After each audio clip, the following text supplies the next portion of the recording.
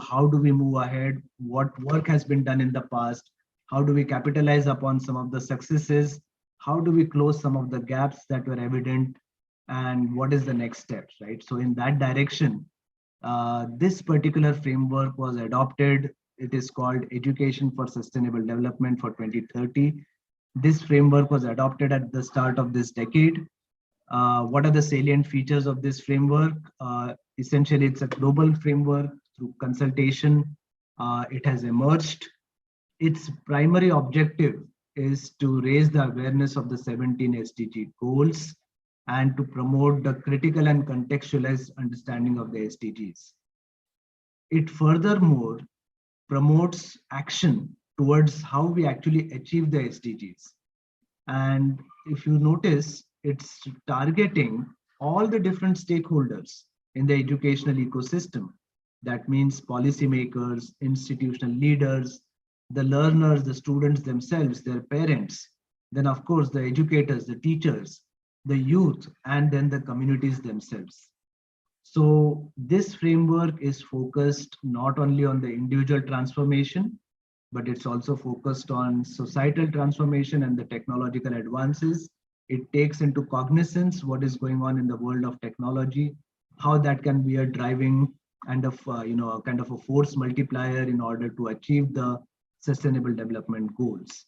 So this is what the framework is, and let's dig a little deeper into what are the priority action areas. And all this is, as you will notice, is very, very relevant to the work that teachers and faculty members all across the world are engaged in, because it specifically speaks about the role of different stakeholders in the different priority action areas. So let's look into that in a more closer way.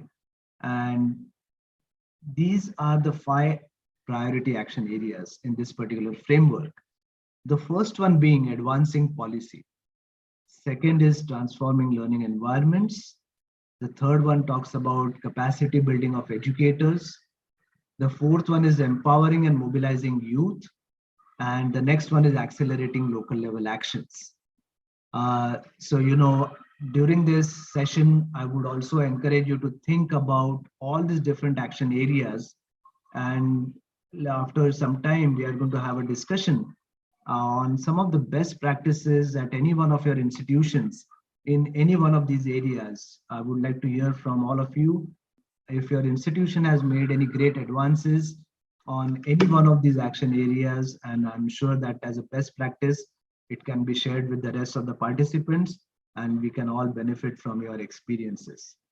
But let us specifically look at each one of them in much detail.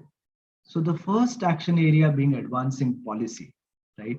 So when we talk about advancing policy, immediately it comes to our mind that governments, ministries of education, the policymakers are the ones who really need to take cognizance that in any line ministry, not just the education ministry, right? There can be ministries of agriculture, there can be ministries of industrialization, or there could be other ministries in any kind of a government.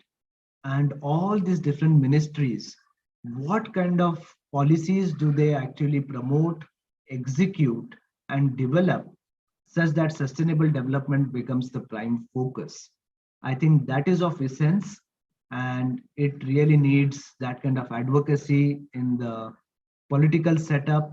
It requires the community and the citizenry to be engaged in that kind of decision making, and only then we can expect to see some kind of policies which can really integrate education for sustainable development into these policy frameworks. So especially it is essential when we talk about advancing policy that education for sustainable development is part and parcel of the policy. And when we specifically focus on ESD, as I'm using the short form here, into the quality assurance criteria. Now, the world over, accreditation of institutions is a very important exercise that is undertaken to ensure quality. So it's always being said, right? What gets assessed really gets improved. And it is recommended that such kind of parameters are built into the accreditation systems such that they can be in the spotlight and continuous improvement can happen on that front as well, right? So the next point is, in order to make sure that this happens, not everything happens in a formal learning environment. So the relation between formal, non-formal, or informal learning in any kind of a context needs to be strengthened. So what our learners do out of school, out of the college, out of the university setup is as important as what they do inside the campus. So how do we create that kind of an environment where sustainable development becomes the prime focus and students can seamlessly learn about these ideas in any kind of learning context?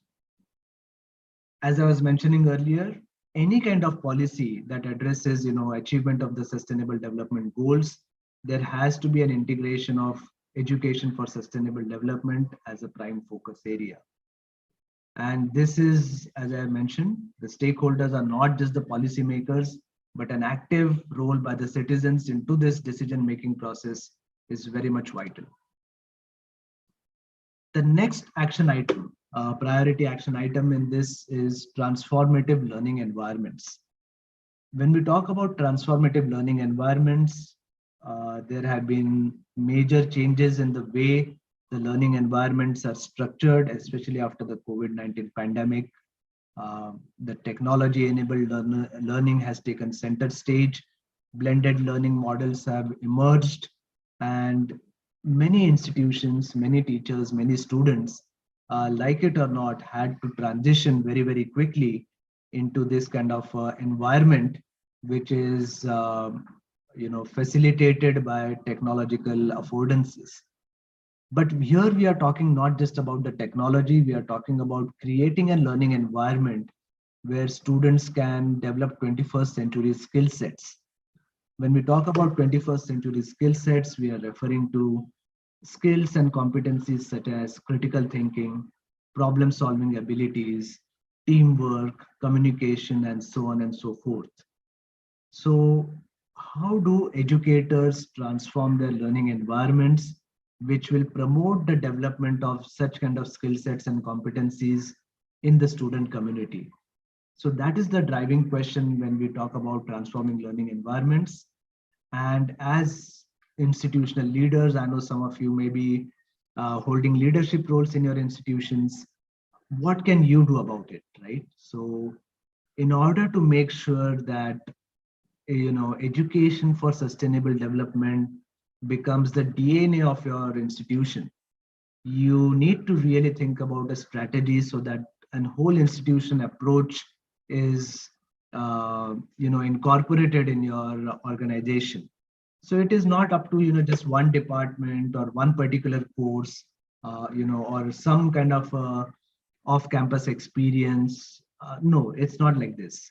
What we are talking about here is, in your strategic plan, what are the provisions that you are going to make such that your entire curriculum reflects the education for sustainable development as an underlying thread, that runs through the throughout the curriculum across the disciplinary areas and across the different learning levels. So that is something that is going to be very crucial. Then the governance and the institutional culture should also align with the sustainable development principles. So it's not just the theory, what you preach, you should also practice.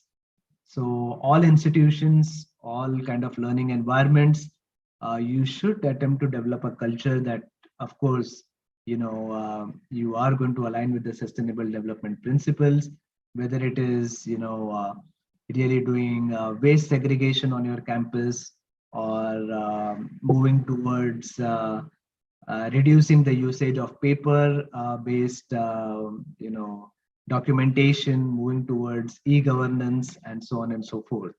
So these are, of course, small steps that you can take, but they go a long way in order to really align with the sustainable development principles, right? Having said that, the next point is all the institutions are near some of the other communities. I'm sure that, since we have participants from all across the world, some of your institutions might be close to the urban areas, and some of you might be in the semi-urban, some of you might be in the rural areas. But whichever area your institution is located in, I think it's very important for an institution to serve the needs of the community around you. And that is what you need to take into account when you're dealing with the local level challenges, and how through your research, development, and innovative approaches, you are addressing the problems in your local communities. I think that should be the prime goal, in addition to the kind of national and international priorities that you might be working on. So this is very, very important role of higher education institutions, to be able to engage with the local communities and address the ground level challenges.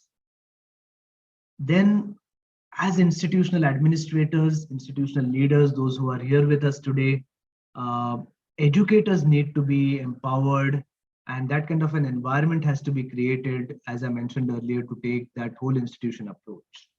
And that is exactly how the learning environments can be transformed, right?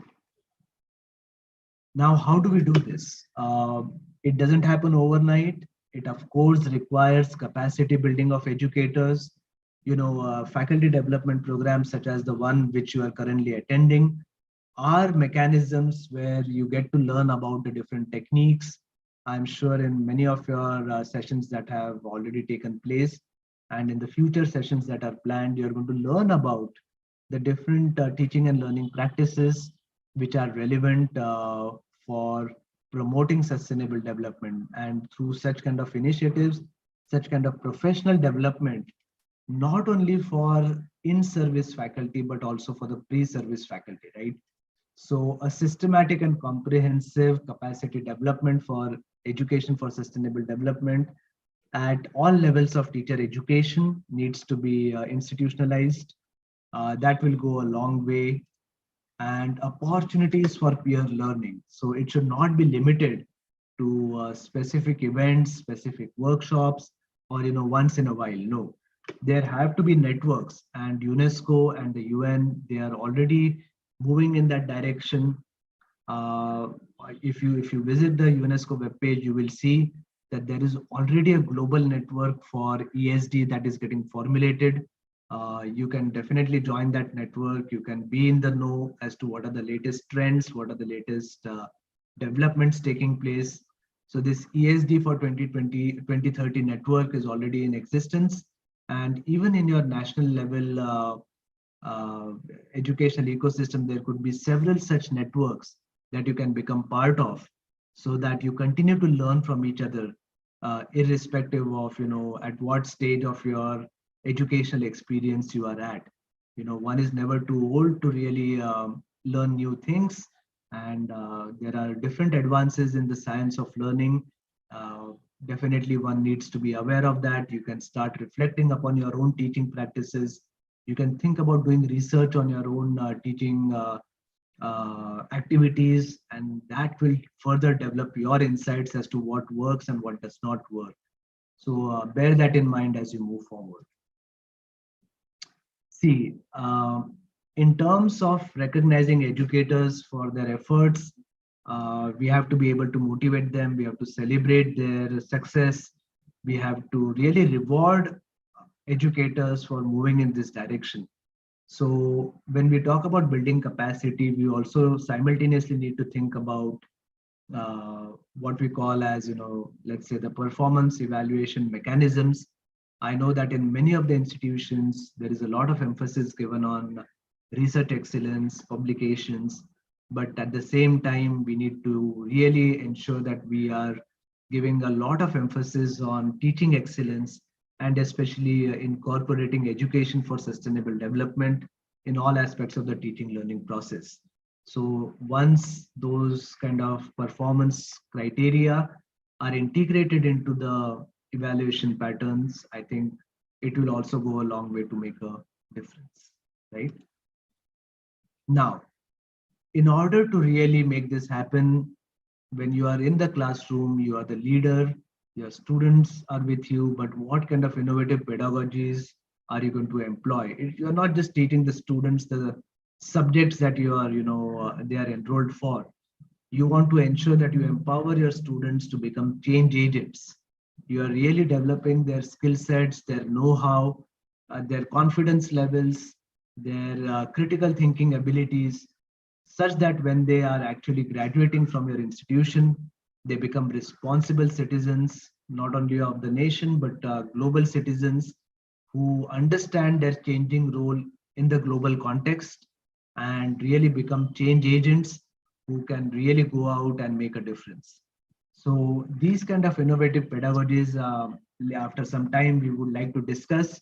I'm sure many of you must be practicing several best practices that you have, and you may have seen some results. So that is definitely something you need to bear in mind. The next point is empowering and mobilizing youth. Uh, Now, when we talk about mobilizing the youth, in a country like India, we have a very large youth population, and we really need to harness their energy towards sustainable development. So, when we talk about this, we have to ensure that inclusion of ESD in education settings is done, and youth are empowered to take action for societal transformation. We have to create those kind of opportunities. How does this happen, right? So I'm sure in many of the places you will have different kind of formal and informal networks where youth can come together. They can, take up a cause, and they can really support each other in such kind of initiatives. We have lots of great examples where, especially we even saw in the COVID times, a lot of youth got together. They mobilized people. I myself know, personally, I know several youth. Let's say they had a regular job, but during the pandemic, they really took on different roles to ensure that, let's say there is food security for the people in need, there is health security for those who needed them, and they really coalesced together with a common goal of helping each other and really ensuring that, we take care of each other. And that kind of a empathy, that kind of a compassion is really required if we are to make any difference in this present scenario, right? Um, so again, just as I was talking about educators, rewards, recognition, even for the youth community should be definitely taken into account, and we should recognize their efforts if they're contributing towards sustainable development, right? Now, how can you accelerate local level action? That is the next priority level. Local level action really matters, right? It's not just something is happening somewhere else in the world and it doesn't affect you. No, it's not like this. Anywhere anything is happening, it's an interconnected world that we live in, and we are also affected simultaneously. So, as a whole community, if you look at it as a learning laboratory, uh, higher education institutions can really bring together these kind of stakeholders and ensure that, let's say, the projects that the students are doing, they are all aligned to the requirements of the community that they work in. So such kind of experiments can be taken up, and HEIs can play a very, very important role in this process. The next point is capacity development. So in any community, you may have opinion leaders, you may have the local political leaders, you may have the citizens in that community, the elders in the community, and so on and so forth, right? So the capacity development has to happen at all levels, and hence local level actions can be formulated. May I also request everyone to please be on mute so we don't get any background noise? Thank you so much. These efforts again should be supported by these communities, and you have to engage them in public decision making. I think this is going to be very, very crucial, and one has to bear that in mind. Now, if you look at some of the statistics, 47% of the national curriculum frameworks of 100 countries made no reference to issues of climate change. Or going further, if you think about the teachers and their preparation, 40% of the teachers seem to be confident, but only 20% can explain how to take action regarding climate change. And this is coming from the latest UNESCO data. Now, this is alarming, right? Um, but I'm happy to report a couple of years back, India released its new National Education Policy 2020. And India's national education policy really has made education for sustainable development as an integral part of the policy, both at the school education level and the higher education level. So this kind of, but in other parts of the world, perhaps the curriculum frameworks have not taken this into account very explicitly. And it is really time for everyone to go back to the drawing board and ensure that issues related to sustainable development are center stage, are an integral part of the curriculum, so that whether it is school education or whether it is higher education, these things can be addressed in both formal settings and even in the informal settings. If you look at the teaching community, what can we really do, right? So it is highly essential that we have hands-on professional development where teachers can get together, they can develop lesson plans, they can actually do action research in their own classroom and really try to integrate issues related to sustainable development in the subject area that they are actually teaching. So you might be, a computer science teacher, you might be in agricultural sciences, you might be in the liberal arts, irrespective of whichever domain you are belonging to.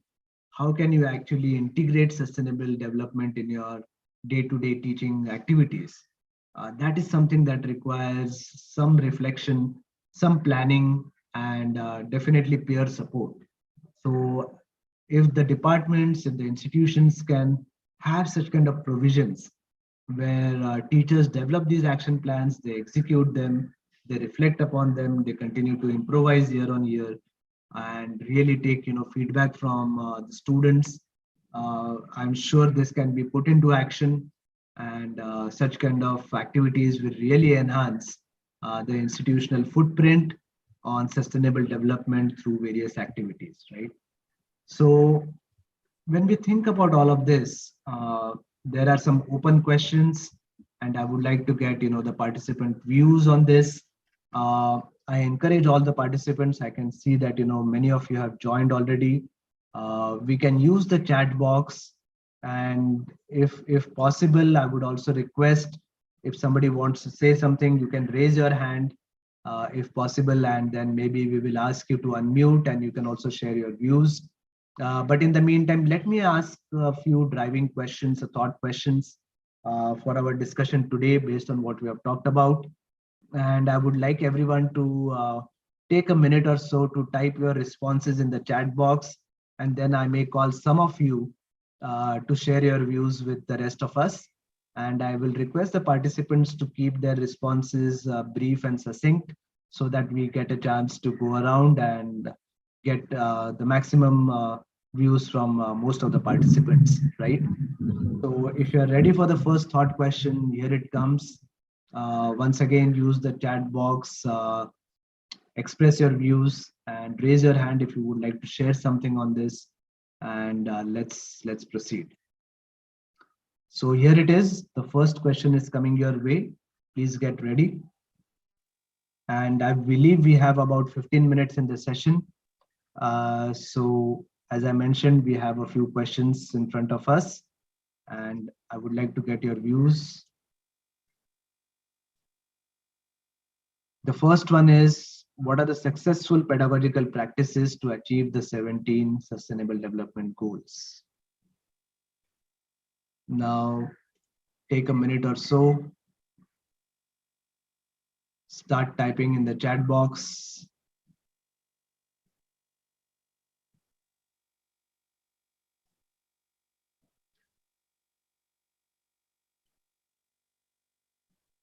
And raise your hand if you would like to say something.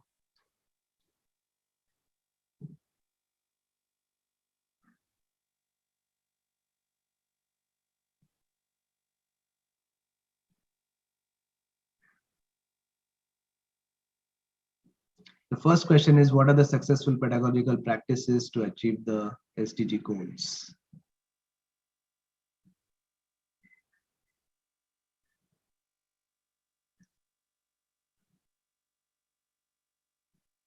I'm sure many of you have had successful practices. You must have experimented in your institutions, or you may have read some literature around this, or perhaps in this FDP itself, you may have learned about some of these techniques.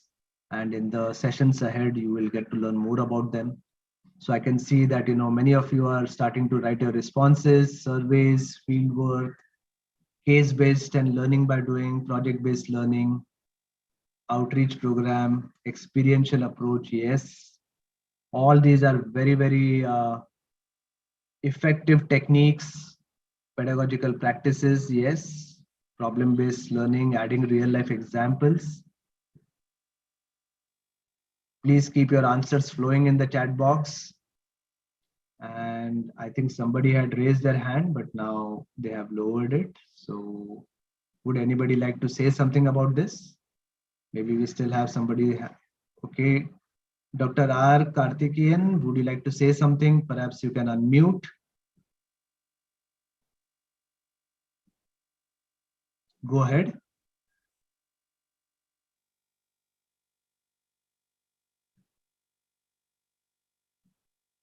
We are not able to hear you.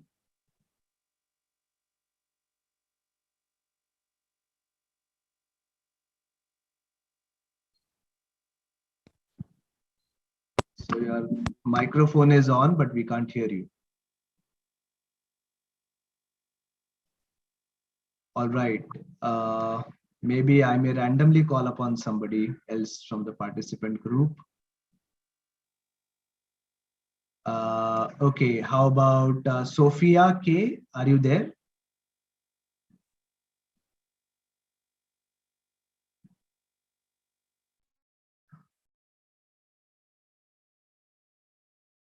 Maybe not. Maybe we have somebody else.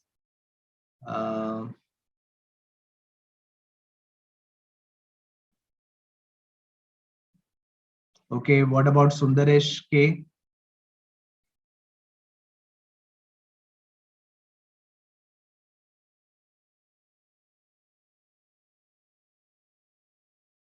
All right. Sir, very good evening, sir. Yeah, go ahead. Sir, a very really very informative session. So regarding this SDG goals, I have suggested conducting the outreach programs. Yes. Actually, as a technical institution, we are conducting some outreach programs for the school students as well as the public, those who are surrounding our colleges, like road safety, like that. We are organizing some outreach programs. Okay. My question is, as a technical institution, how we can support the farmers? Because nowadays nobody, we are like taking care of the farmers. One of our students is asking, like, as a technical institution, how we can support the farmers, but I don't have any answers for this. So if you're having any answers, you please share. Yeah, it's a very nice question. Thank you for your question and your suggestions. These kind of outreach programs, this is what exactly we want. Yes. Hello, sir. Yes. Hello? Yes. Yeah. I mean the pedagogy, resource, science, and global citizens. Through the global approach, the learner and local market between the global citizens. I mean resource. Okay. Can you kindly hold on? Let me just respond to the previous question and we can come back to you. Okay. Thank you. Thank you so much. So I was just mentioning, the issues related to agriculture and farming and how do we solve these kind of challenges. See, one of the things that we have noticed in the villages or in the agricultural lands is perhaps, farmers in a particular area might be dependent upon a particular crop, right? They may not be aware of, for their particular land, for that particular soil, what might be other kinds of crops or plants that they can actually cultivate. So if the students can undertake such kind of research, they can do, some kind of analysis of the soil, or they can look at rainfall patterns. They can do some predictive analysis. I mean, I'm not an expert in agriculture, but I'm just recommending that, you can work along with agricultural scientists. And this is the beauty of sustainable development, that you get to work across disciplinary areas and bring in those kind of perspectives, so that you are actually able to solve the complex challenges in the real world.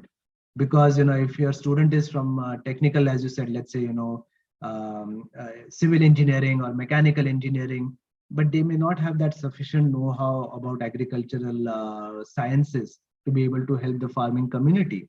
But that is where they have a great opportunity to work across disciplinary boundaries and identify the problem, and then come up with, some kind of solutions which can be sustainable in the long run, right? So that is, hopefully you can try it out, have those kind of interdisciplinary teams address these kind of challenges, and see how it goes, right?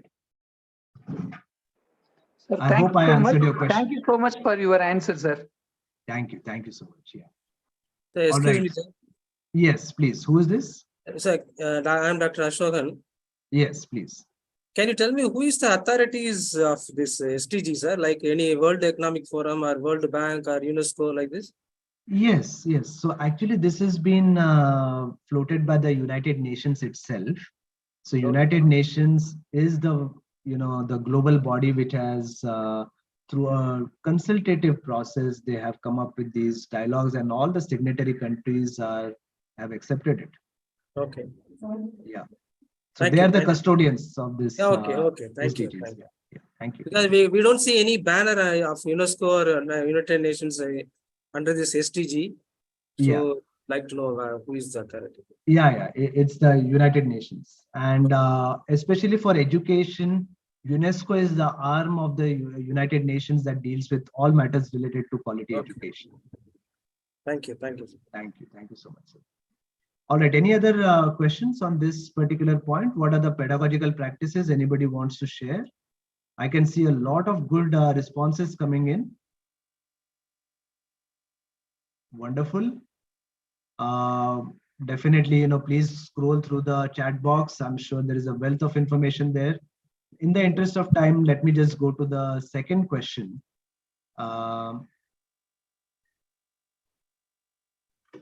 See, one of the important things to note is none of these SDGs are in isolation. If you look at them carefully, whether it is climate change or health and well-being, or reducing poverty, or really addressing disaster management and risk mitigation, everything is interrelated.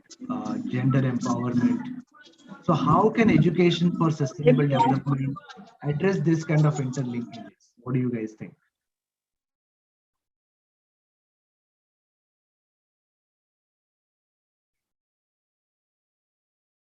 Again, feel free to raise your hand, type in the chat box. I'm also, looking at your responses.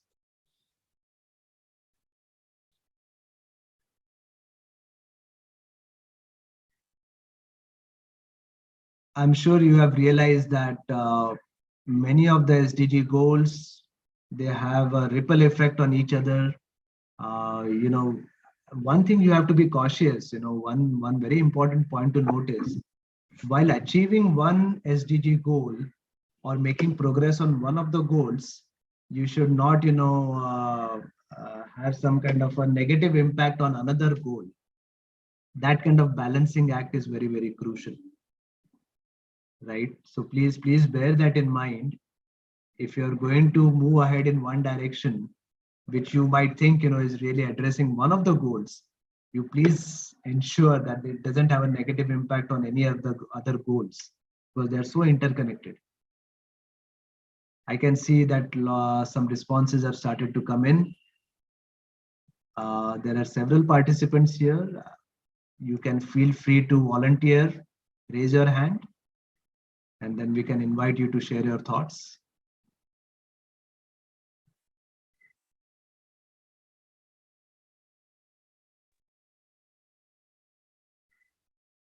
I think you guys can see my screen, right? So I'm just scrolling down the list of names. So we have somebody.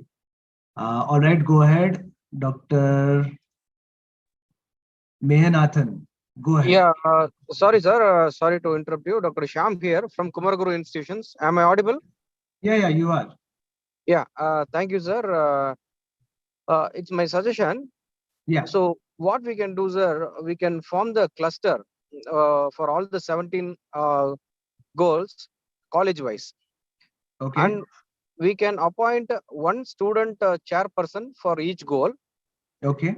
So based upon the college strength, we can form a team of minimum 22 or 30 students for each goal. And Okay. we may appoint one faculty coordinator as a head for that particular college. Okay. And we can compare the all the 17 teams. Like a tutor system is suggesting. Am I correct, sir? Yeah, whatever is a mentor. Yeah. So exclusively we can form a team college wise, sir. The particular one team have to focus on one particular goal. So every college, if they are going to focus all the 17 goals, the college wise. If you are going to take the number of colleges in India, so definitely in 2030 it is possible, sir. That's my my suggestion and my perception towards the SDG. Thank you. Yes. See, it's a very good suggestion. One has to practically think how we will make it work through our former curriculum and the kind of partnerships that we have between different institutions. Now that the NEP has opened up the possibility of, let's say, dual degrees or joint degree programs, I'm sure institutions can join hands together, form a cluster of institutions. And definitely at the national level, especially within India, Niti Aayog is the agency which is monitoring all the different indicators of the sustainable development goals. And there can be some pan-India projects that can happen.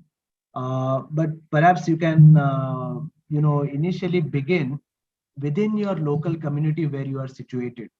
If at least a cluster of institutions within a particular geographical location come together, because the communities, there could be 10 different colleges in a particular community, but the community is the same, right? So if those 10 colleges can join hands, as I was mentioning earlier, maybe there is a technical institution in that community, maybe there is an agricultural institution, maybe there is a liberal arts college in the same locality. If these institutions come together, look at the challenges that exist in the community, and in an interdisciplinary manner, you are able to formulate how that kind of credit awarding structure can be recommended so that students also benefit academically, as well as they give back to the society through their active involvement. See, this is also moving towards the multidisciplinary education and research institutions, the MERU concept promoted in our national education policy, right? So if you think along those lines, I'm sure you can start at the local level and then slowly expand to the national level, right?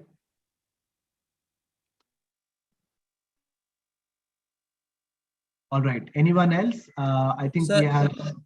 Yeah, next to 3 to 5 minutes, please. We have time, sir. Definitely. So we have Dr. Mehanathan. Would you like to say something?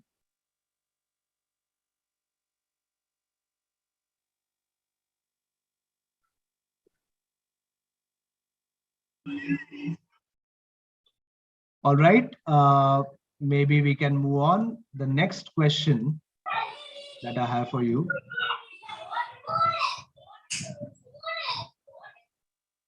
How can education for sustainable development support the balance between economic and sustainable development? Please share your thoughts. And I'll request everyone to be on mute. Please raise your hand. We will ask you to unmute if you want to say something.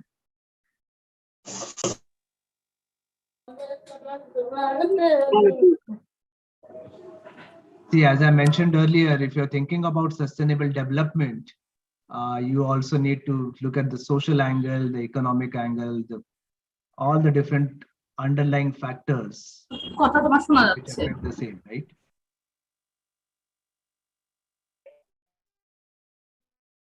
Yes.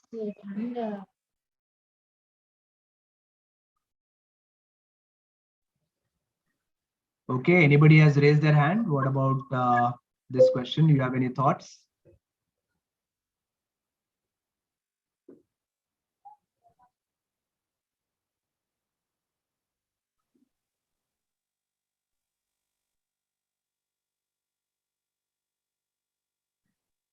About Leighton Barman, would you like to say something? You are in the meeting.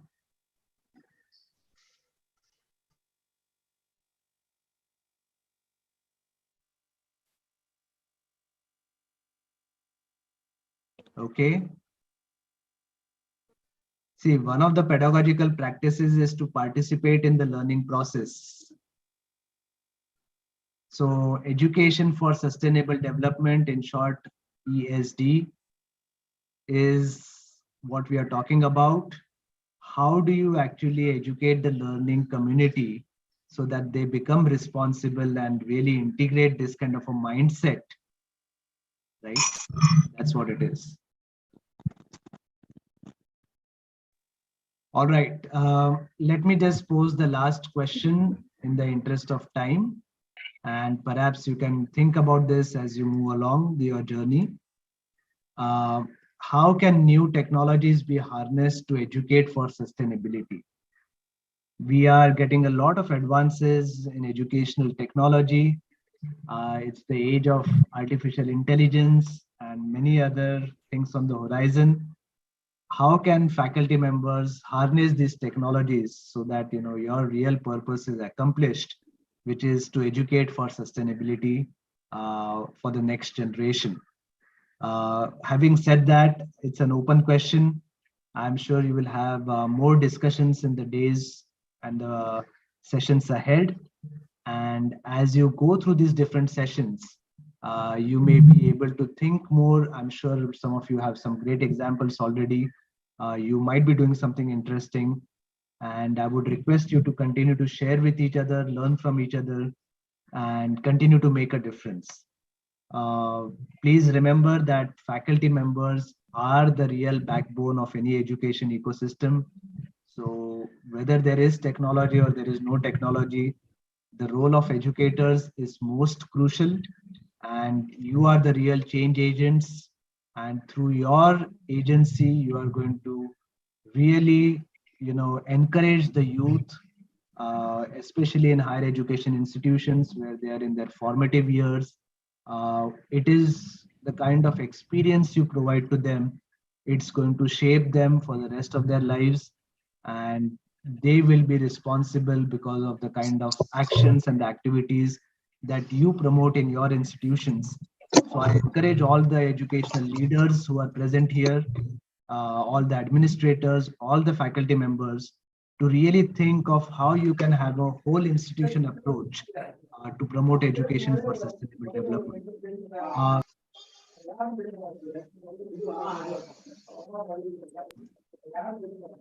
I would once again like to,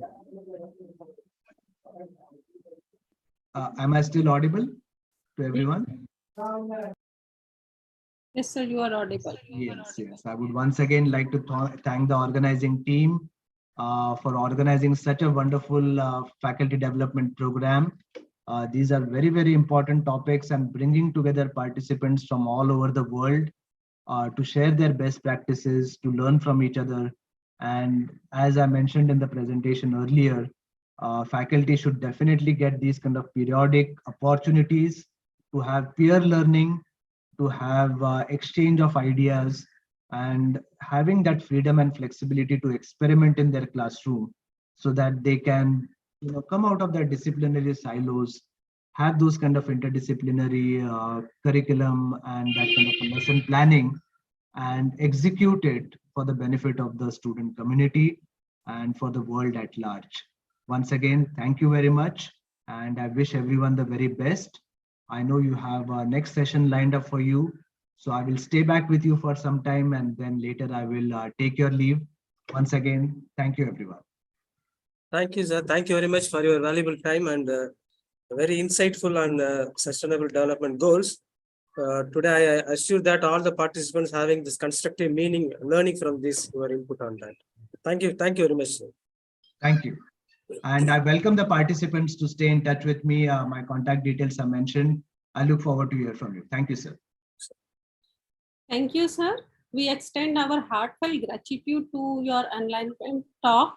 Your presentation shed light on a critical role of education in driving sustainable development and realizing the United nation's sustainable development goals. Thank you, sir, once again. With this, I would like to invite Dr. T. Beena to introduce our next speaker, Dr. Ashwini. Good evening, ma'am. Yeah, good evening, ma'am. Yeah, good evening. Good evening, everyone. And you are most welcome to our institute, SRMIST. And we are very thankful that you have accepted our invitation. Ma'am? Yes, ma'am. Good evening to all. I welcome you all for the day 4, session 2 of a 15-day international online faculty development program on teaching, learning, and assessing in 2030, organized by the Department of Physics, SRMIST Ramapuram campus. It is my privilege to welcome our resource person of this session, Dr. Ashwini Vaderunkar, Symbiosis Teaching Learning Resource Center, Symbiosis International, Pune, India. And I'm very much privileged to welcome the faculty members, research scholars, and all the participants for this session. It is my privilege to introduce our resource person of this session, Dr. Ashwini Vaderunkar, who is currently working as an assistant professor at Symbiosis Teaching Learning Resource Center, Symbiosis International, Pune. She works as a facilitator for conducting faculty training in the areas of andragogy, active, interactive teaching learning, alternative assessment, instructional design, student engagement, and inclusive education. She is a recipient of Gold Medal Prize in BSc.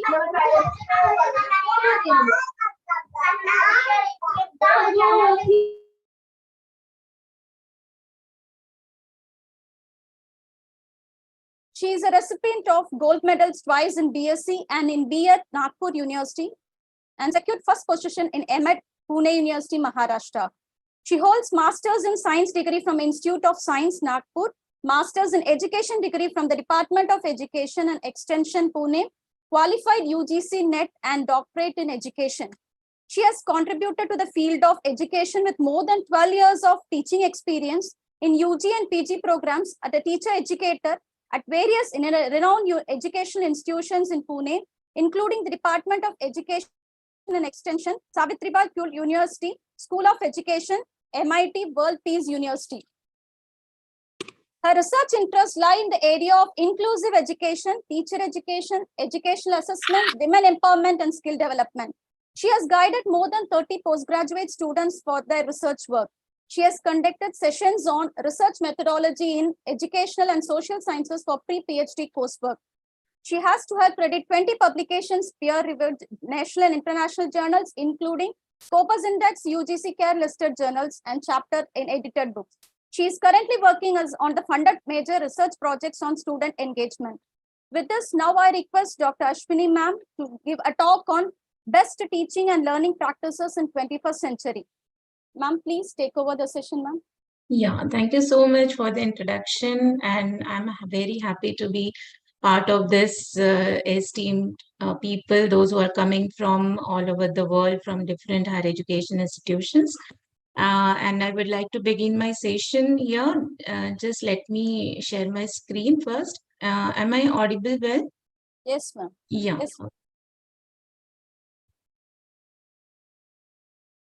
So is it visible? Yes, ma'am. Yeah, so today we'll be having more of interaction. No, this is not a lecture. This is a session in which the one who is coming from education background will be addressing to those who are working in the field of higher education. Maybe many of you are senior to me in experience and expertise. But I would like to share my thoughts on the current education system and what are the goals, what are the outcomes which we are expecting through best teaching learning practices in 21st century. So considering this particular topic in mind, I thought let us go through certain basics first and then come to the advanced teaching learning strategies. So here I would like to quote Bill Gates, co-founder of Microsoft, and he says, as we look ahead into the 21st century, leaders will be those who empower others. And with this intention only, I would like to begin my session that we have to create leaders and we have to empower them so that they can take the lead first personally, and eventually they will contribute to the society. So this is the broad outline which I would like to put in front of you, and let us understand what is 21st century education. I would be expecting responses from you. And I was attending the previous session and got to know that participants are very interactive. So much relieved because I don't want to keep it one way. So whenever you feel like, you can interrupt me and we can have a discussion. So let us begin with our national education policy. This is the Indian education policy. And I have gathered certain major expectations from national education policy to us.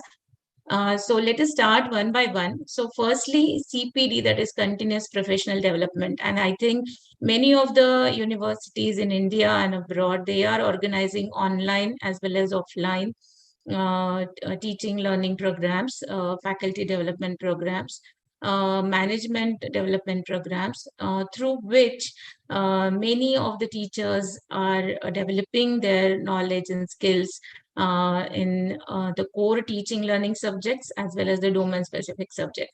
So this is what is expected, that continuous professional development should be encouraged in the country.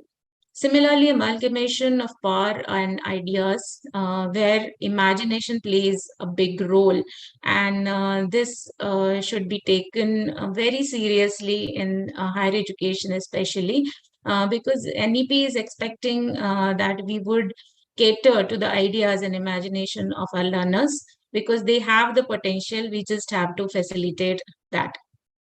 One more major aspect here is multilingualism in our education. I think you are aware about this, that we are having this policy because education in mother tongue, this is getting promoted through NEP nowadays, and many parents at school level are very much positive about this approach. And we can have this definitely in higher education, which is still not happening. But I'm sure in the coming years, we are going to have this multilingual courses, multilingual programs, and the delivery of the instruction will be through the local language. So this is expected. One more very, very important aspect, according to me, is holistic multidisciplinary education. So I come from an institution which is known as Symbiosis International University. This is itself a multidisciplinary promoting education institute, and we are having 8 different faculties. And fortunately, I get to interact with them in many of the faculty development programs, and they also get to learn many things from each other. So instead of comparting the knowledge, we should have it integrated. This is what is expected here. Very important thing is competency building, motivation, and sincerity building. So I would be talking more about this today in the later part of my session. Importantly, equity and inclusion.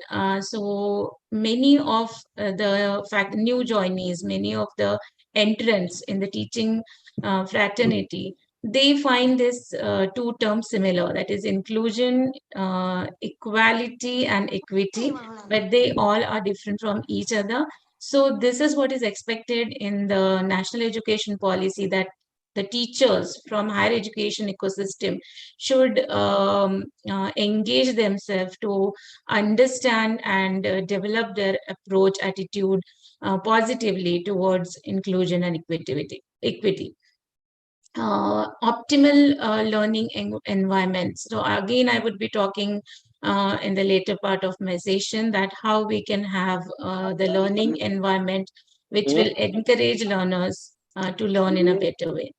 One more important point which I could find in the policy, that student support. So we are having student support systems, we are having student support committees at our institution level, but they are working on some different lines than what is expected actually. So how we can support student in our own classrooms, that is also a big question we should think about. Lastly, we are having the overall quality in teacher development. So unfortunately, we are still trying to develop this system of teacher training in this higher education. I come from teacher education fraternity, and I am proud to say I'm a teacher educator since last 12 years. And we have a dedicated course, dedicated program, which we call B.Ed and M.Ed. So we are teaching the school, we are training the teachers how to teach at school level. And at maybe you can say the higher education level. But unfortunately, this system is not predominant or not well defined in case of higher education. So you can take your own example. You are working in a higher education institute as a teacher, having different hierarchical positions. But have you gone through the formal training of teaching and learning?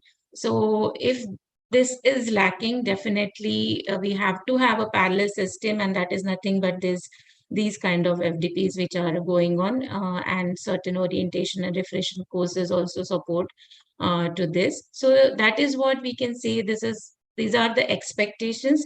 We can say we are trying, we are moving ahead with this expectation. We are trying to overcome the challenges and find out a system which will cater to the training of teachers. But why this is essential, I think through my slides, through my presentation, you are going to get an idea that why it is essential. So let's have some other discussion on very important topic, that is industrial demands from higher education institutions globally. So you will agree with me on this slide that it is expected from the industry that higher education institutions should provide powerful learning environment. So as I was talking about in the last slide, that is, we were also talking about the optimal learning environment. Similarly, industries are also expecting that institutions should provide optimum learning environment, powerful learning environment for students. Now, environment plays a very important role, and that's why it is suggested that teachers in higher education not only should focus on teaching and learning, but apart from that, a very important third component, which is interdependent of these two processes, that is teaching and learning. We should have powerful learning environments as well. Also, in integrating instruction with appropriate assessment activities, this is missing in today's higher education system, because we are having some formats which we have to follow. There are certain norms which universities have to follow. But according to me, in your own classes, we can have different strategies of assessment, which will be aligned with the teaching, whatever teaching activities you are carrying out. Very important point here, that is exposure to meaningful learning tasks. Friends, this is very important for us to understand that how we design our teaching. So we are quite familiar with the techniques which we use in the classrooms, but are we familiar with our students? This is the question we have to ask ourselves. And based on these questions, we can think of exposure to meaningful learning tasks to make the learning happen at optimum level.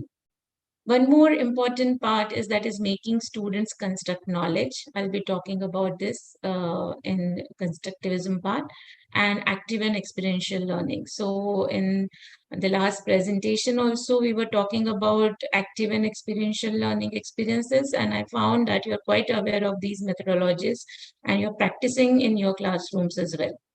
All are with me. Am I going very fast? No, ma'am. Yeah, so you're getting my point. So we have started with the NEP expectation, and we are currently discussing that what are the industrial demands from higher education institutions.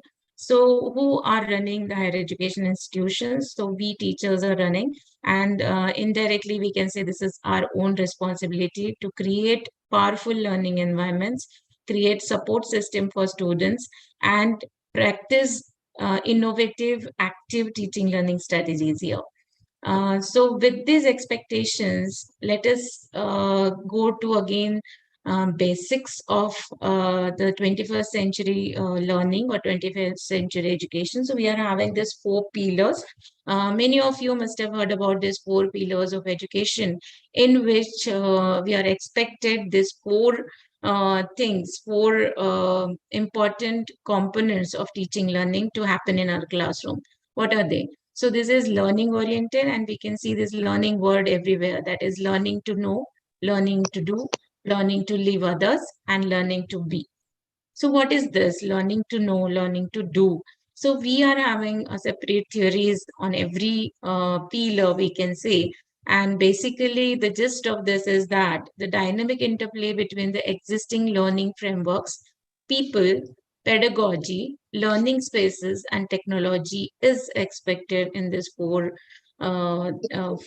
pillars of education. And who are responsible for taking this to that particular dynamic interplay level? So we teachers are responsible. So this is, we have to take onus, and we have to understand how we can do that. So on paper it looks very fancy, but implementing NEP is a huge task in front of us. And I think if we come to know about our strengths, our system strengths, we will be able to reach to the heights which are expected from us. So let us understand in detail what we mean by each of the pillar. So learning to know, it basically composed of various notions of teaching learning. We can call them as skills as well. And what are they? So first is the concentration, imagination, reasoning, problem solving, and many more under this. So we are here trying to cover the cognitive domain of our knowledge or cognitive domain of learning. And we will be talking more about the thinking patterns, the thinking levels, the thinking activities related to learning. Let us come to the next one, that is learning to do. What does it mean? It means social behavior of students, personal initiatives taken by them, willingness to take the risks in their personal and educational lives. After that, communication, which is very important when we talk about 21st century skills, and adaptability and leadership. So as I said earlier, that we are focusing more on making students empowered to take the lead in their personal as well as social lives. So this is nothing but learning by doing. So we should encourage them to take the lead and learn and implement the learnings in their real life.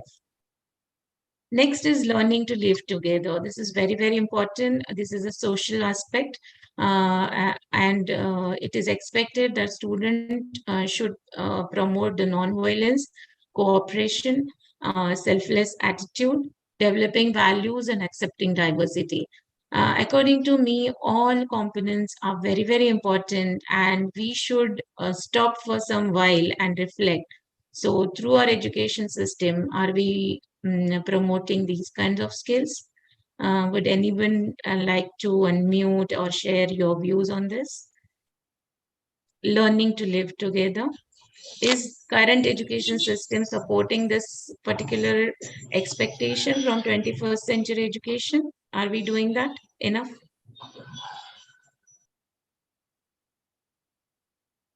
Yes. Let me know your views.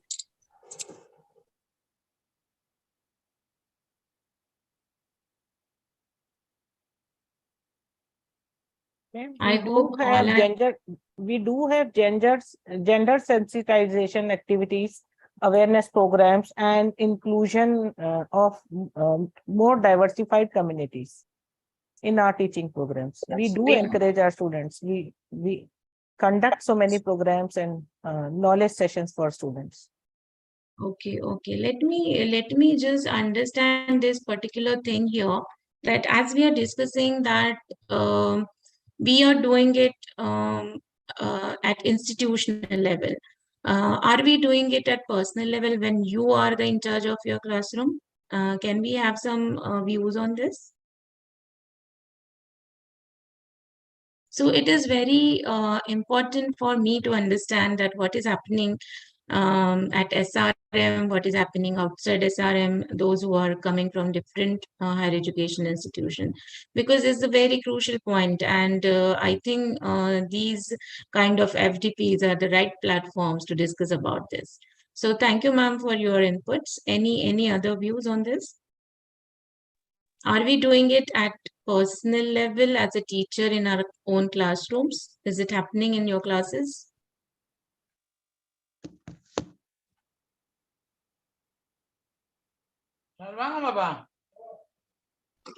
Okay, fine.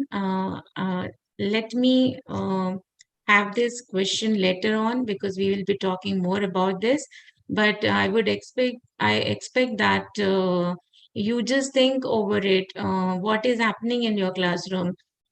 Is in your classroom, whatever subjects or whatever courses you are teaching currently, are there any topics or are there any units which are catering to these kind of things, that is non-violence, cooperation, selfless attitude, developing values, and accepting diversity? Because as I have mentioned earlier, that we are expected to have the inclusive classrooms which are based on equity education. So if we are having these kind of skills in our students, definitely we would move to one step ahead towards inclusion. And this is very, very essential to think about it, have reflections, your own reflections, whether your classes are catering to these needs, because these are human needs, and are we doing that? So I leave this question with you here only, and we'll come back to this question again. Meanwhile, I would recommend all of you to just have reflections, note down the reflections on these topics, and we'll come back again for the discussion. The last pillar which we were discussing, that is learning to be. And again, this is being human. So social, spiritual, physical, intellectual, holistic development as a human being is expected in this. So these four pillars should be taken into consideration equally, and we have to give importance to all of them equally. So mostly in higher education systems, we are focusing mostly on the first two domains, first two pillars, and not the other these two. So we have to have some kind of strategies in our classrooms which will cater to these demands from NEP as well as from the 21st century education. Yeah, Ranjit sir. Hello, ma'am. Hello, sir. I'm from Bangladesh. In Bangladesh context, secondary and primary and college level is school. So many students are sexual harassment, like physical harassment, emotional, mental harassment at school level. So how to consider the approach, especially student harassment at a school level, how to learn from them or from you. But there is no close here 21st century education approach. Yeah. Yes, I completely agree with you that as mentioned in the NEP, this is our national policy, but at global levels also we are thinking about these nowadays. And so these learning pillars are at global level and in the higher education system as well. But we are, as you are saying, we are focusing more in the early years of education and not on the higher education level. So whenever we'll be discussing about the adult learners, I think we will realize that how important it is to take into consideration all these aspects which we are currently discussing. Any Yes. other inputs from your end, sir? Oh, thank you very much. Yeah. So, yes, we will be talking more about this, that how to achieve this. So, as I said, it is very easy to read on the papers, whatever is written, but it is very, very difficult for a Yeah. teacher to implement when there are timelines, when there are deadlines to meet, and there are certain other professional goals and expectations from us as a teacher.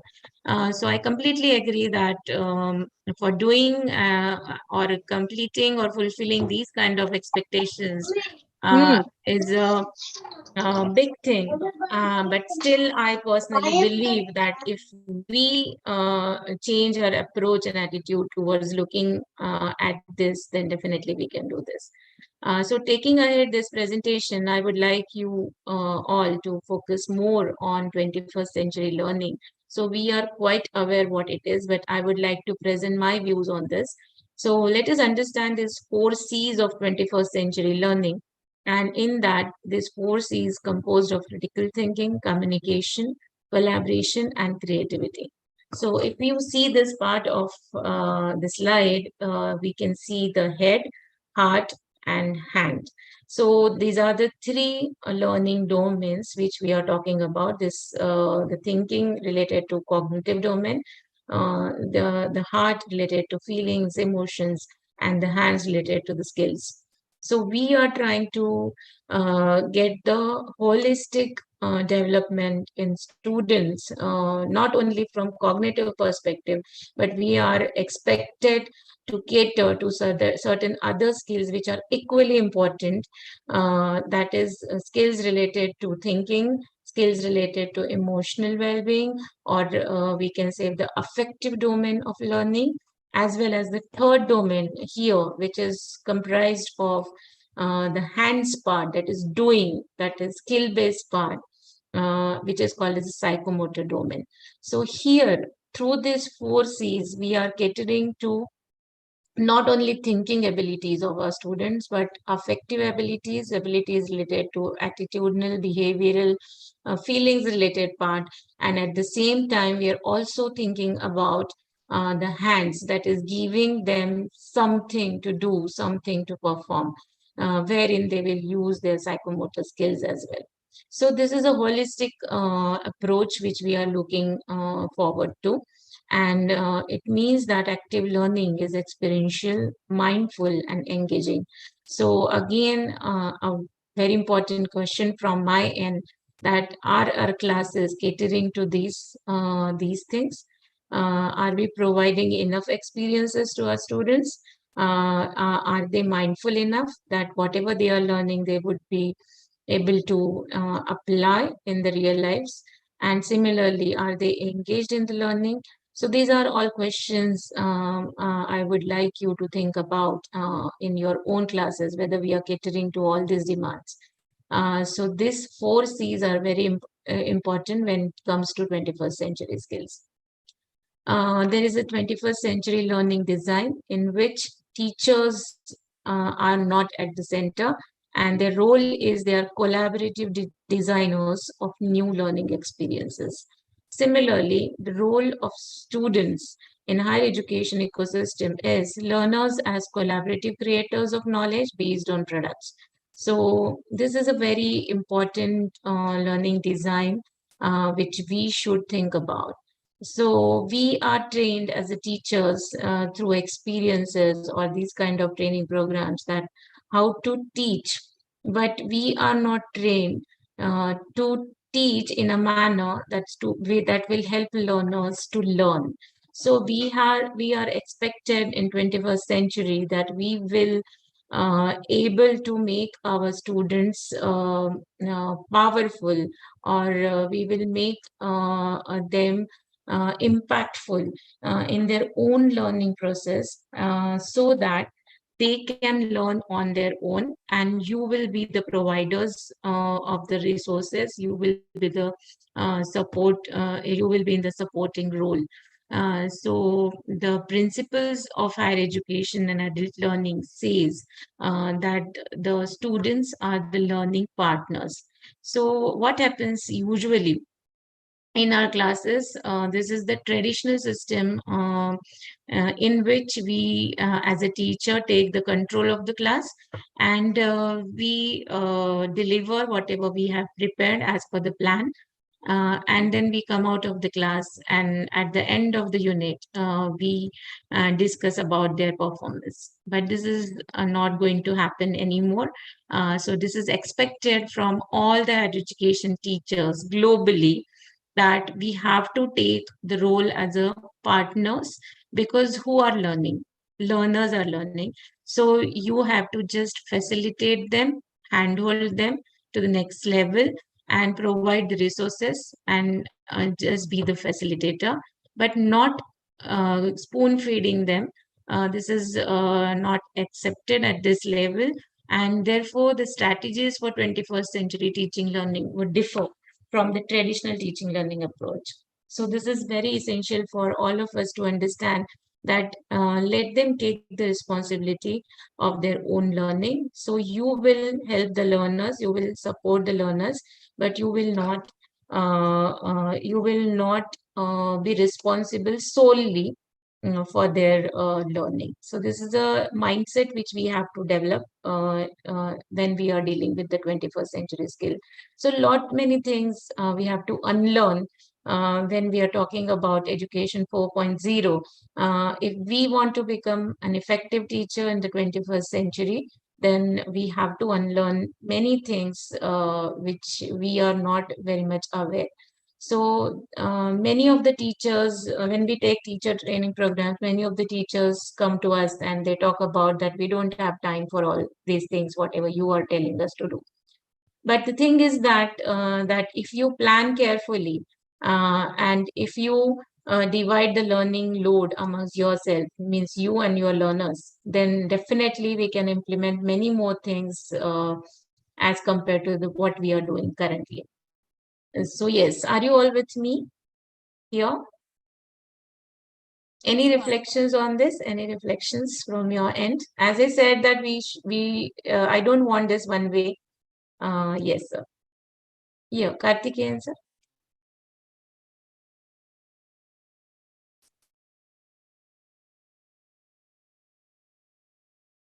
I can see one hand raised, Dr. R. Karthikeyan. Any views, anything you would like to share? Yeah, please, go ahead. Yes, ma'am. Regarding this 21st century learning, so definitely the students have to apply that 4 C's, as well as the teachers, they have to work hard as well as smart. As you said, we should be the collaborative designers of new learning experience. So definitely, because nowadays the teaching may not be a conventional method.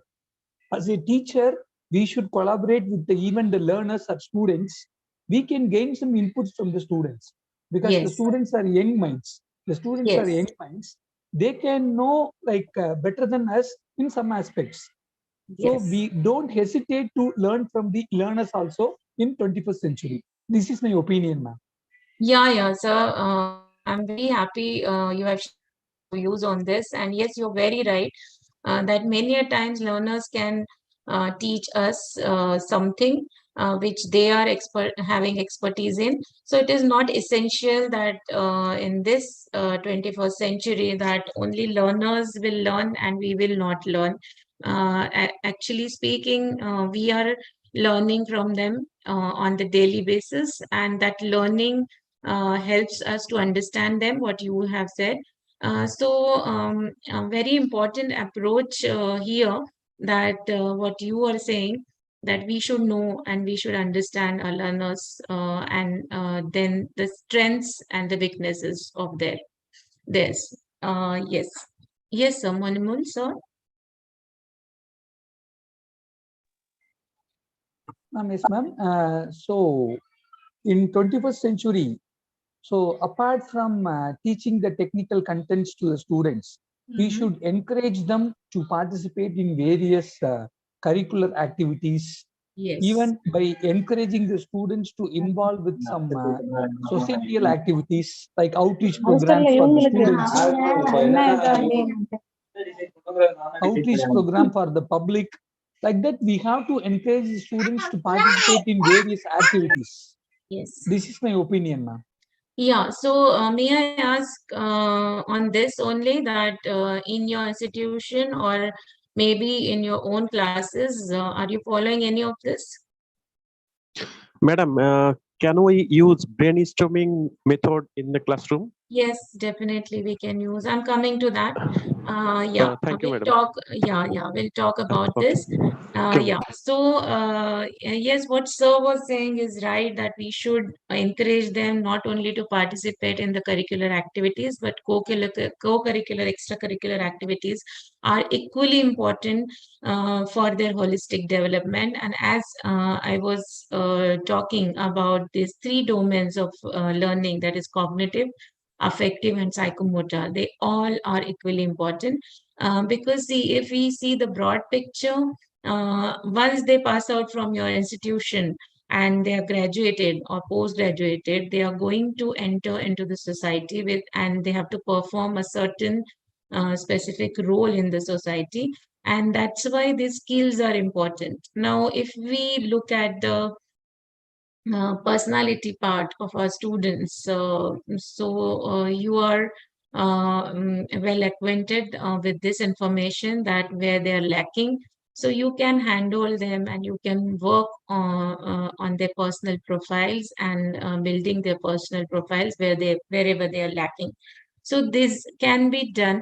I completely agree that we have to have a specific system for this, but I also believe that you can start it at your personal level and then take it ahead to your departmental level and then institutional level. So we can take initiatives for this. So yes, I'm happy that you are very positive and you're sharing your positive experiences. Thank you for that. So let us move ahead with these deep learning essentials. So when it comes to the deep learning, this is not a technology term. This is a term from educational sciences, and it involves that we want our students to apply whatever knowledge and skills they have received during the learning process, and they can analyze, they can interpret, they can synthesize something and take it ahead to the creativity level. So we all are aware about the Bloom's taxonomy, which we use in education. And Bloom's taxonomy suggests us that it is very essential for learners to first understand, apply, analyze, and then go to the creativity level. This is what is expected from higher education people. Yes, Abu sir.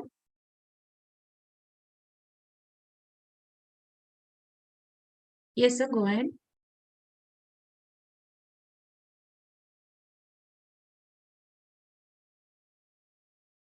Yeah, and sorry, sir. Can we have your views?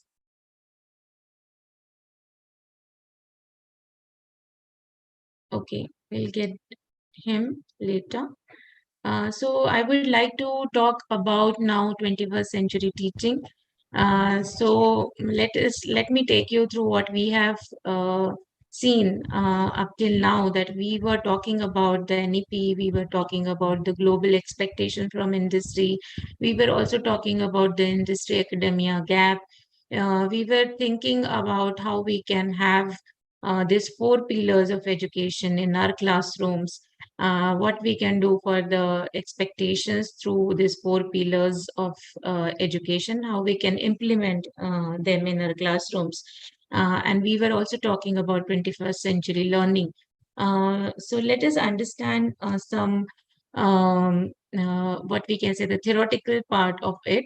I'll quickly take you through these slides. So this is a very, very important part in teaching learning. I was talking about learning environment. So there is a triangular interdependent relationship. What is it? That is the teaching, learning, and learning environment. Similarly, we are having one more constructive alignment, that is learning outcomes, teaching learning activities, and assessment. So what is it? if you can see the slides, the learning outcomes, it means that what should learners know or be able to do. So nowadays in 21st century, we are not only focusing on knowledge, we are also focusing on skills, that what they can do. And if they can do, they have to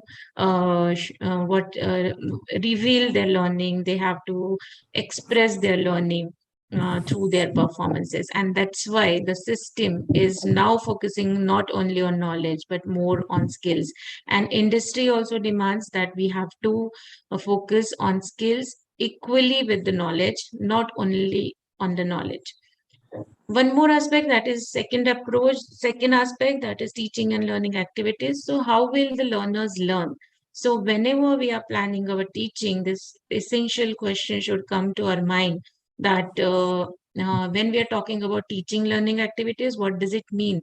It means that you have to think about how will the learners learn.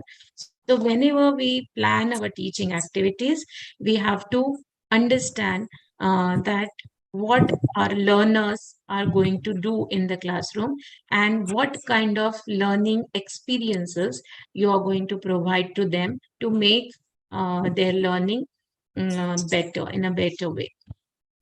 Last is very important for me, that is assessment, because assessment tells us how will learning be measured. So we have to have different tools, we have to have different assessment strategies which will make us understand where my learners are.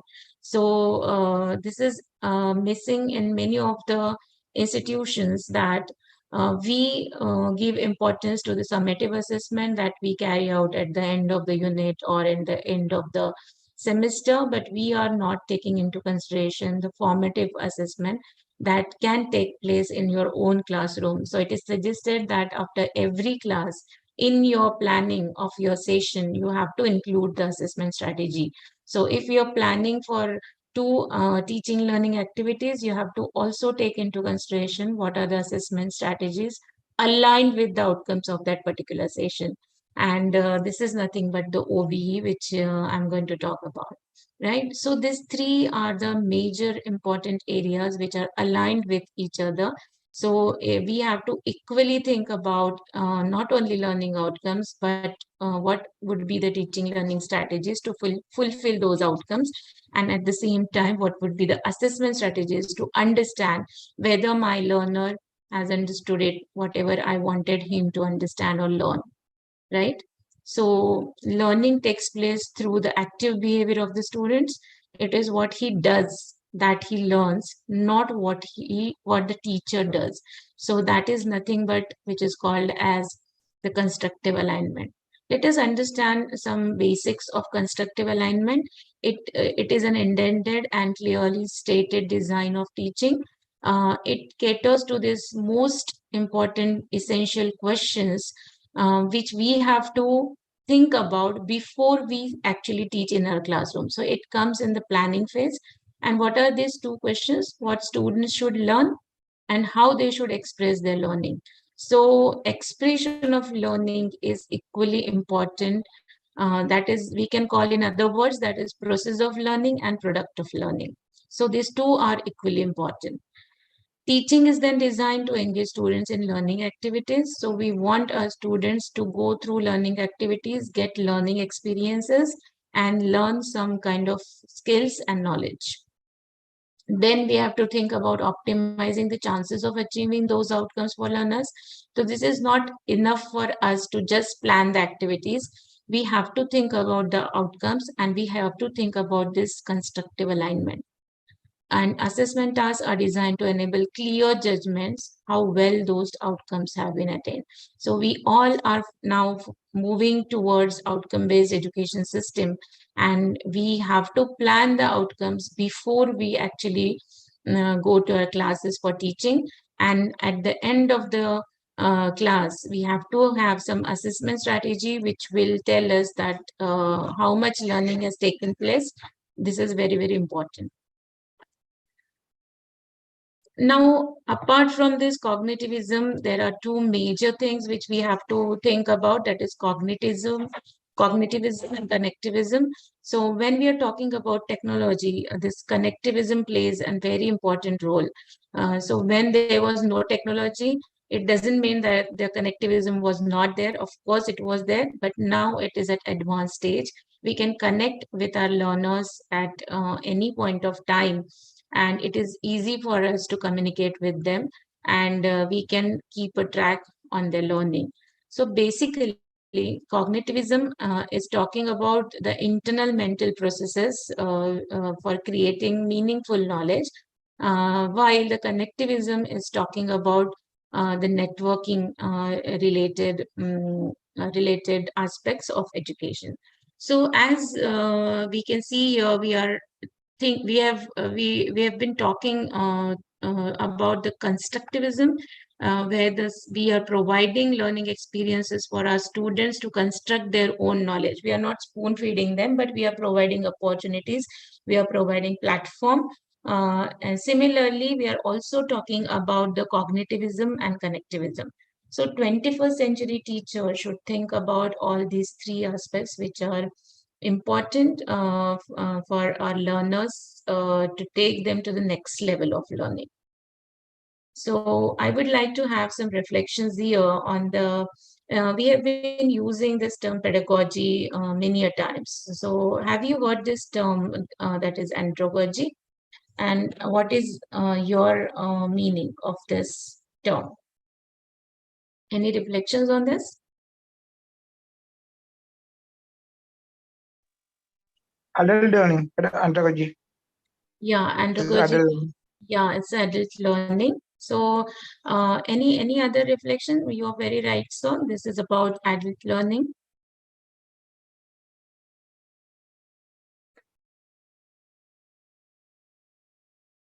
I hope all are there behind your screens, though I cannot see you, but I'm assuming that all are there.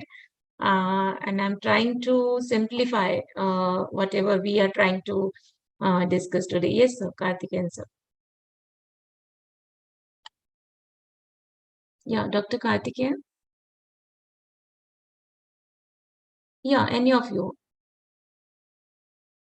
I can see 2 hands raised here, and we can have your views. Please go ahead. Hello. Hello. I'm actually, Okay. ma'am. Yeah. Yes. Hello. Yes, sir. Ma'am, am I yes. audible? Yes, you are. It's actually a practice of teaching the adult learners, how the adult learners are taking the contents from the teacher. The teacher should have that particular skill to teach the adults. That's actually focus on the andragogy. Yes, yes, we are. You are right, sir. Yes. Any other thing? Dr. Abdul is with us, and he would like to express something. Yeah. Okay. So let's move ahead with this, and let's understand certain principles of andragogy. So andragogy is about adult learning, and this term was coined by Malcolm Knowles with 4 principles applied to adult learning. As we are dealing with adults, we are quite aware that education we are trying to trying to implement, trying to deliver is quite different from the one which we are delivering to the small kids at school level. And these differences are pointed out very well in these andragogy principles. So here, the involved adult learners, which is expected. So we want their engagement, we want their involvement. So adults need to be involved in the planning and evaluation of their own instruction. So this is a very open thought that if we are doing this for learners, because this is a learner-centric system, and if we are doing everything for learners to learn, then we should give this opportunity to our learners to express their thoughts on the planning as well as evaluation. So how many of us do this? How many of us ask our students that for this particular course or for this particular teaching activity, what would be the assessment you would like to prefer? So we are not doing that. So this is expected that higher education institution and higher education teachers should be aware of these principles and they should follow it. And then only we will reach to education 4.0, and we will be catering to the needs of all 21st century learners. So, but currently we are not doing that. Many of you maybe might be doing this, but I'm not sure. Yes, sir. Yes. Anything you would like to share? Yes. Ma'am, yes, ma'am. You are talking about the assessments. Yes. As a teacher, definitely we have to give the preference, like what kind of assessments you should have. Like that, we have to ask the students. But nowadays, maybe like what students' mindset is, maybe during their academics, whatever the internal assessments we are giving, some set of students, they are taking take as a serious note, they are doing it. The others, okay, they are taking in a light way. They can simply copy or they can do some other methods to submit that assignment. Nowadays, we are having technological advancements like chat GPT, okay. So they are using chat GPT, they are submitting their assignments, okay. Like as a teacher, I used to know that how we have to like inculcate the seriousness among the students to focus on the various assessments what the teacher is giving.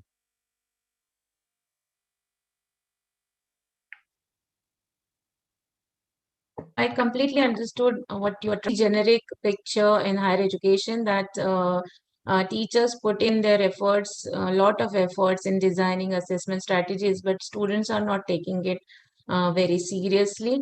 So yes, this is the only principle which we can apply, which we were talking about right now. That we can have learners take charge of their own learning, and we will ask them what kind of assessments they would like to have. So if we give them choices, definitely they will prefer to have the assessment strategies they can express learning. So this we can do, we can provide them, because they are adult learners, they know their strengths and weaknesses, they are having their own learning styles, and they are also having this mindset that if given a chance, I would like to alter this assessment strategy and I would like to perform in a particular way, which is my preferred learning strategies. So if it is a large classroom, huge number of students are there in your classroom, then you can make it in groups of homogeneous or heterogeneous groups, and you can give them, definitely we can have brainstorming as a teaching learning strategy, or we can have it as a part of our designing our teaching process, in which we will ask our students to come up with certain strategies which are preferred by them, and you will give them some openness and flexibility in assessment, so that they can perform their best in this. So this is one way of doing it. There are many other ways, but due to time constraint, maybe I would not able to take all the strategies here. But yes, definitely you have to provide certain opportunities for them wherein they will express their learning, not in the assessment strategy decided by teacher, but their own preferred learning strategy. This can be taken. Moving on to the next, I hope I have answered your question. Yes, ma'am. Yes, ma'am. Thank you so much. Yeah. So we'll have second one, that is adult learners experience. So this is these are the experiences, includes mistakes as well. So let them experience, let them get the experiences through various what we can say, the teaching learning strategies, and provide the basis for learning activities. So this is a very crucial task on teachers' part, that teachers has to be very, very innovative, and they have to also think about their classroom profile. So at the beginning of the session, as a semester, if you are having a learner's profile ready with you, you will be knowing your learners well in advance, and you can plan your strategies accordingly to optimize their learning experiences. This is what we can do. is expected. Third aspect, third principle is very important according to me. That is, adults are most interested in learning subjects that have immediate relevance and impact to their job or personal life. So if you can convince as a teacher to them that yes, this whatever we are teaching, whatever points we are considering under curriculum or a particular course syllabus, this will be beneficial for you in your life, and you will be learning a lot which will be helpful for you to contribute in your work life. If we can convince our students, adult learners, then definitely they are going to participate with interest in the teaching learning activities. But if they feel that whatever is happening in my classroom is not related to me and it do not cause any interest, then they will not learn. So this is a limitation, right? And the fourth is problem centered. That is, adult learning is problem centered, and it is content oriented. So we have to pose various problems in front of them, and we have to provide opportunities for them so that they will solve those problems using their knowledge and skills. So this andragogy part is very important, and we have to understand this if we want to take it ahead with the 21st century learners. I'm coming to this learning pyramid, which according to me is very essential for every teacher to know that, as you can see the percentages here, these are the teaching methods used by the teachers, and wherein you can see that the taking from 5% to the lecture reading, 20% audio visual, 30% demonstration. If we see the lower part, that is 50% group discussion, 75% practice oriented activities, and 90% when teachers are allowed to teach others. Others means maybe to the lower grades or maybe to their peers. If they are allowed to do this, then the learning happens at maximum. So this is very important for us to design our teaching learning strategies. This pyramid will help you to design. So this is a difference in Excuse me, madam. Yes, yes. Another 2-3 minutes, 5 minutes, ma'am, maximum, please. Yes. I'll not take more than that. Okay, Yeah. thank you. So this is related to the cognitive processing, and this is related to the reflections. So if we provide opportunities for students with the open strategies, flexibility, of course, they are going to learn in a best way. So coming to the core of this, that after discussing all these essentials and expectations from us in the 21st century, let us understand certain best practices in the 21st century in teaching learning. So many of you have heard about that is bite-sized learning, that is making chunks of the content and presenting one by one. That is bite-sized learning, tiered learning. So from taking students from basic to advanced, and the levels of learning would be different compared to the parallel teaching or the long hours of teaching. Then we are quite aware of this flipped learning method, which works best in the large classrooms. We are continuously talking about experiential learning. There is one more very important aspect, that is differentiated instruction. What does that mean? That based on different learning styles and different abilities of students, we have to cater to their needs and provide them opportunities to learn. This is differentiated instruction. Then we can have gamification, we can have inquiry-based learning. There are many more, like cooperative learning strategies, visualization strategies, problem-solving strategies. Then reflective learning, wherein we are providing opportunities for students to have reflections about their own learning. And after every class, you can have these reflections. Then project-based learning. Then we are having this WAC model, that is, we are having the visual, audio, and kinesthetic learning, that is technology-based learning. And lastly, very important according to me, that is performance-based learning. So when we want them to express their learning in the form of skills, then performance is required.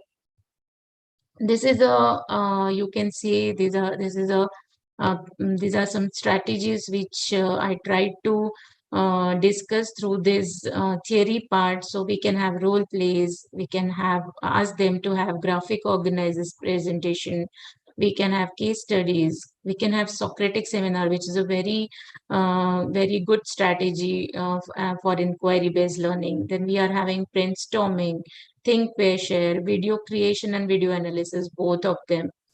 We can have interviews, or we can ask them to conduct interviews and learn. Case writing, debates, reciprocal questioning, that is, they will question each other on something, some major aspect or content. Then we can have games, online discussion boards, puzzles, presentation, and the list is endless. You can add on, but based on the principles which we are discussing continuously in this session.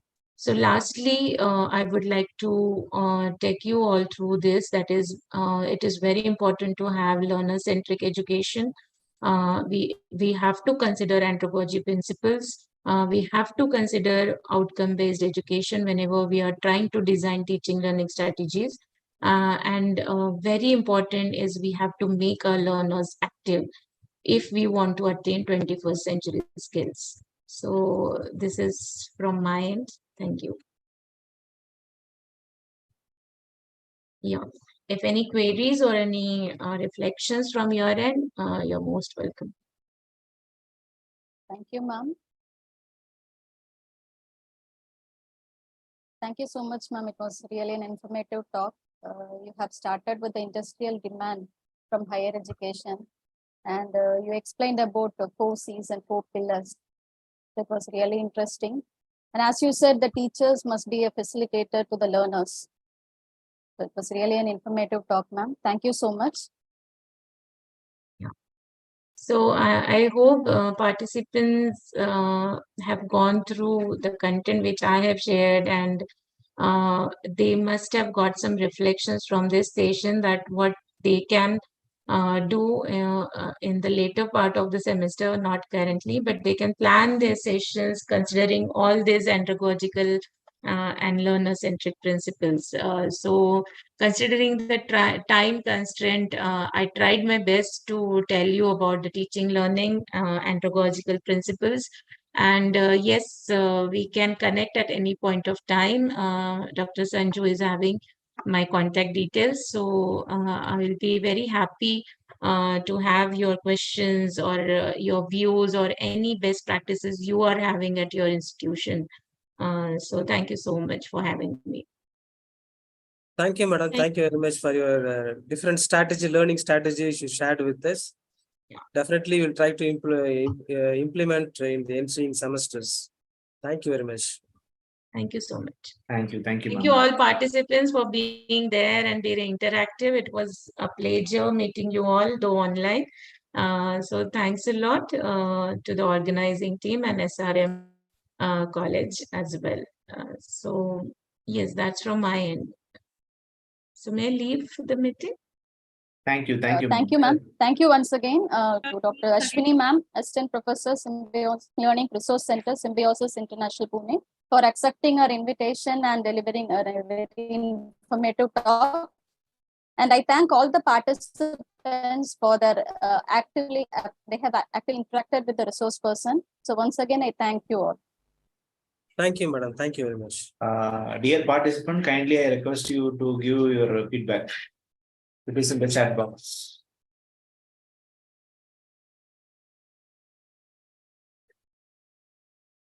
Thank you very much. Really, it was a wonderful session. Thanks from Bangladesh. Thank you, sir. Thank you. Thank you very much, sir. Thank you. Sir, please post the feedback in the YouTube also, sir. Please.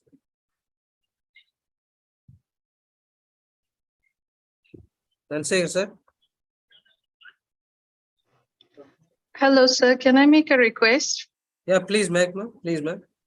So can we create a WhatsApp group for this event so that whatever information is there regarding like feedback form fill up can be posted there, because that is more convenient.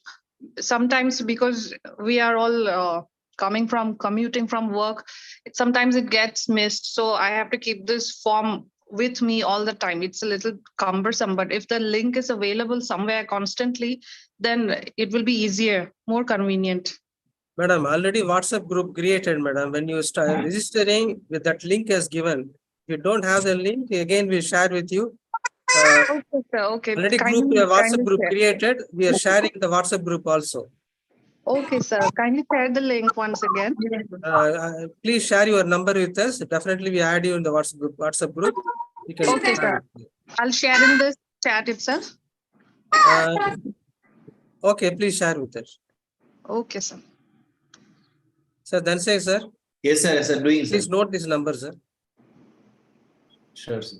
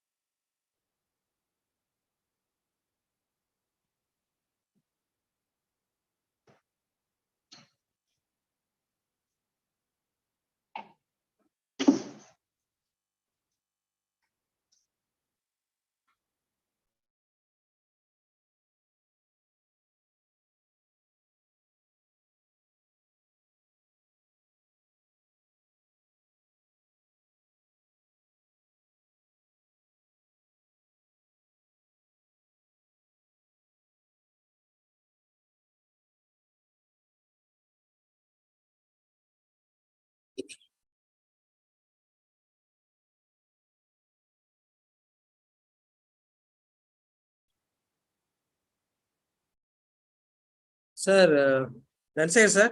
Yes, sir. So is it possible to share that WhatsApp group link here, sir? Yes, sir. I have shared already. Okay.